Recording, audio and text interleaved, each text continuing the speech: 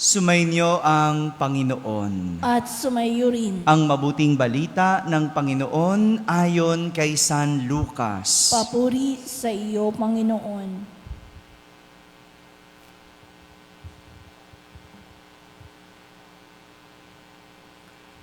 Noong panahong iyon, samantalang isinasalaysay ng mga alagad ni Jesus ang nangyari sa daan at kung paano nila siya nakilala nang pagpira-pirasuhin niya ang tinapay. Si Jesus ay tumayo sa gitna nila. Sumainyo ang kapayapaan, sabi niya sa kanila. Ngunit nagulat sila at natakot sapagkat akala nila'y multo ang nasa harapan nila. Kaya't sinabi ni Jesus sa kanila, "Ano't kayo'y nagugulumihanan? Bakit nag-aalinlangan pa kayo? Tingnan ninyo ang aking kamay at paa. Ako nga ito. Hipuin ninyo ako at pagmasdan. Ang multo ay walang laman at buto, ngunit ako ay mayroon, tulad ng nakikita ninyo." At pagkasabi nito, ipinakita niya sa kanila ang kaniyang mga kamay at mga paa. Nang hindi pa rin sila makapaniwala dahil sa malaking galak at pagkamangha, tinanong sila ni Jesus, "May makakain ba riyan?" Siya'y binigyan nila ng kaputol na isdang inihaw. Kinuha niya ito at kinain sa harapan nila. Pagkatapos, sinabi ng mga alagad, "Ito ang tinutukoy ko nang sabihin ko sa inyo noong kasama pa ninyo ako. Dapat matupad ang lahat ng nasusulat tungkol sa akin sa kautusan ni Moises, sa mga aklat ng mga propeta at sa aklat ng awit." At binuksan niya ang kanilang mga pag-iisip upang maunawaan nila ang mga kasulatan. Sinabi niya sa kanila, "Ganito ang nasusulat, kinakailangang magbata ng hirap at mamatay ang Mesiyas at muling mabuhay sa ikatlong araw. Sa kanyang pangalan, ang pagsisisi at kapatawaran ng mga kasalanan ay dapat ipangaral sa lahat ng bansa, magmula sa Jerusalem. Kayo ang mga saksi sa mga bagay na ito." Mga kapatid, ang mabuting balita ng Panginoon. Pinupuri ka namin, Panginoong Jesucristo. Magsiupo ang lahat at makinig sa humilya. Magandang umaga po sa inyong lahat. Magandang umaga sa mga nasa barangay na nakakapakinig ng ating banal na misa, sa lahat ng mga nasa tahanan na nagsisimba via online at sa lahat ng nasa abroad. Isang magandang araw po sa inyong lahat. Kasama kayo sa aming banal na pagdiriwang dito sa ating parokya. Isang pagpapatuloy ng Ebanghelyo kahapon, ang kwento na ating narinig mula kay San Lucas ngayon. Naalala niyo pa yung kwento kahapon? Kwento ng paglakad o kwento ng pagpunta sa Emmaus ng dalawa sa mga alagad ni Jesus. Naalala niyo na? Hindi nila nakilala si Jesus nang makausap nila at makasabay nila sa daan. Ngunit nang kumain sila sa Emmaus at damputin ni Jesus ang tinapay, nagpasalamat at pagpira-pirosuhin, sakalang nila nakilala si Jesus. Ngunit huli na ang lahat, dahil nang makilala nila si Jesus, biglang nawala sa kanilang paningin si Jesus. Kaya nga, itong dahilan kung bakit sila dali-daling nagbalik sa Jerusalem. Kaya ituloy natin ang kwento. Ang kwento ngayong araw na ito na ikinukwento sa atin ni San Lucas pa rin ay habang isinasalaysay ng dalawang alagad ang nangyari sa daan at kung paano nila nakilala si Jesus, yan, biglang lumitaw sa kanilang gitna si Jesus. No? Ini-imagine ko, no, nakabilog sila. No? Kasi lumitaw sa gitna no? So nakapalibot silang ganyan, no? Nagkukwentuhan, no? Nagtatanungan kung anong nangyari at kinukwento naman nung dalawang alagad. Biglang lumitaw si Jesus at binati sila ng sumainyo ang kapayapaan. Sumainyo ang kapayapaan. Na-imagine nyo kung ano itsura ng mga alagad? Hello? Parang ganyan, no? Nakatulala lang, ganyan, no? Yan, ganyan itsura nila, no? Yung natulala, nanlaki yung mata, nagulat, siguro natakot din kasi, di ba? Pero maganda yung bungad na bati ni Jesus sapagkat alam niya na ang mga alagad ay nagugulumihanan, di ba?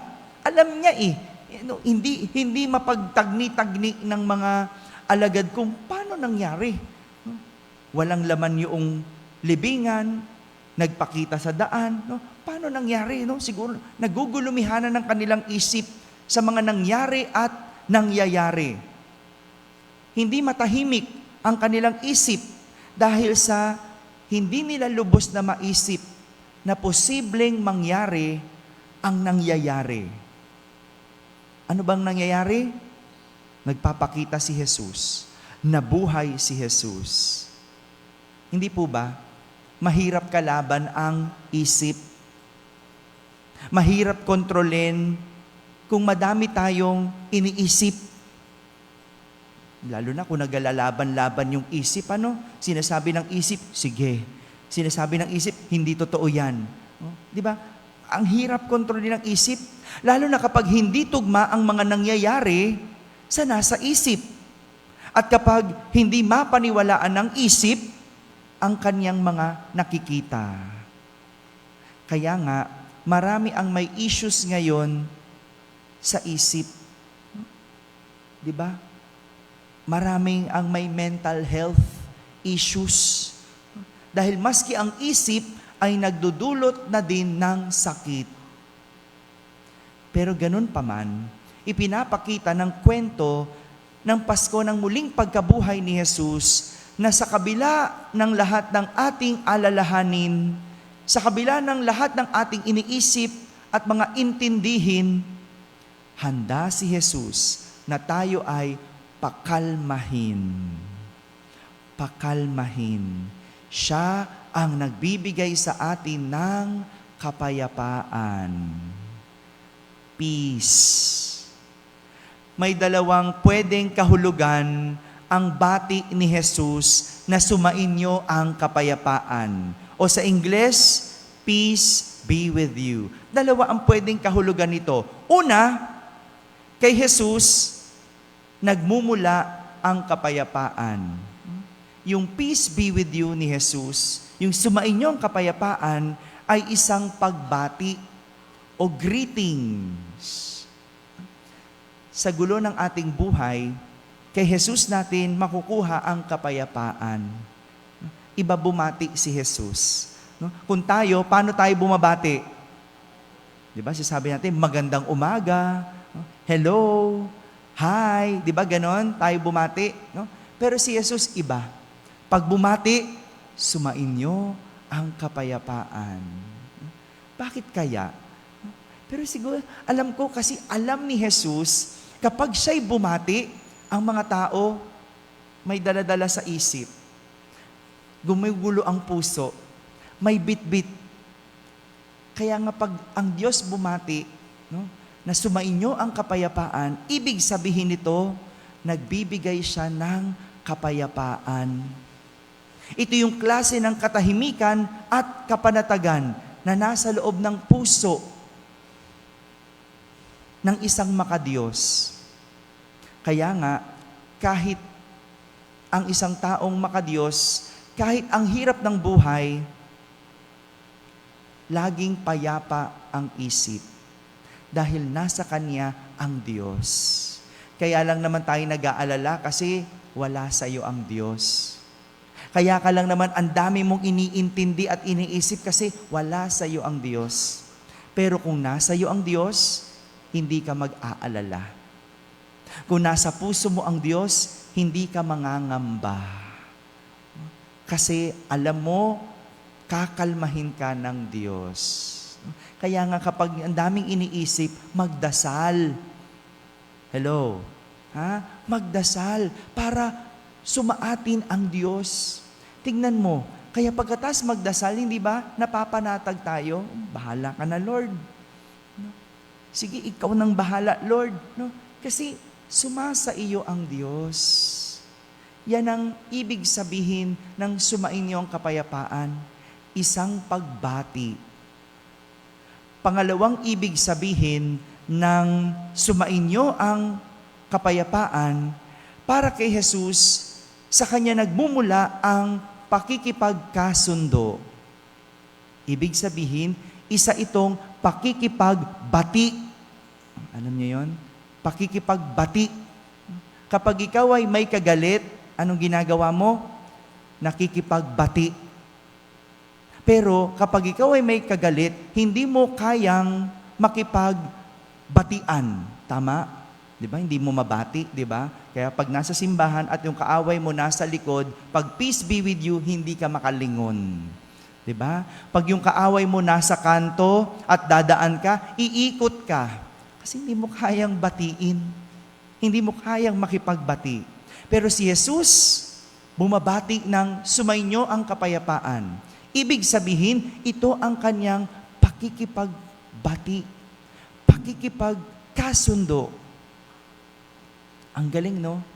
Siya na yung pinagtaguan ng mga alagad. Siya na yung tinalikuran. Siya pa ang nakikipagkasundo. Di ba? Kaya nga sila nagkakatipon kasi nagtatago. Ayaw nila sila'y matunton.